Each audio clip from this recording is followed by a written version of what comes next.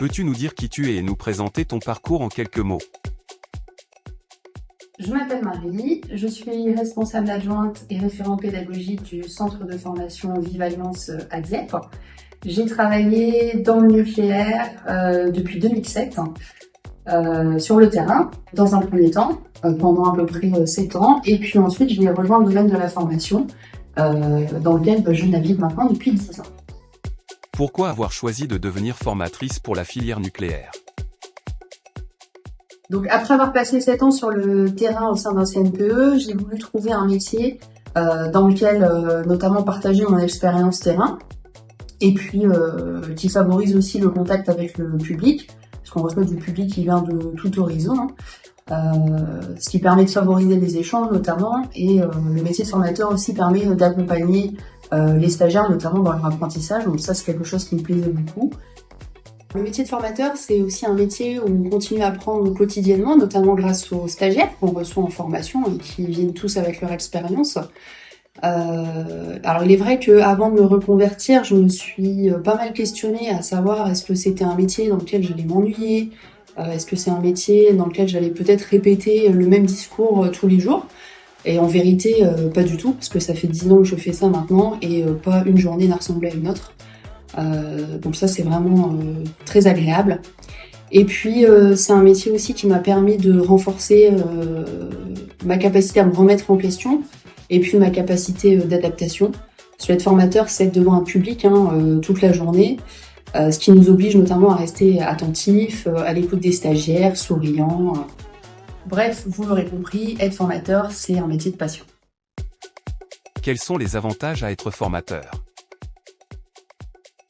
Alors, les avantages d'être formateur dans la filière nucléaire, je dirais dans un premier temps le rythme. C'est-à-dire qu'on alterne entre des séquences théoriques en salle et des séquences pratiques au chantier track, donc on peut le voir juste à côté de moi, ce qui crée une certaine dynamique de travail.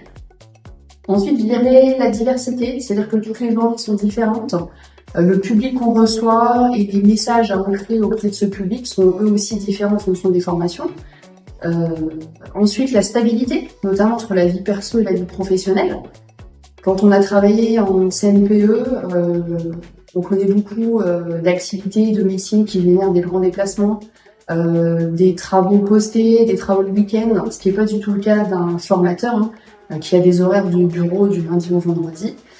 Et puis en dernier point, je dirais la coproduction. C'est-à-dire que être formateur, c'est travailler dans une équipe.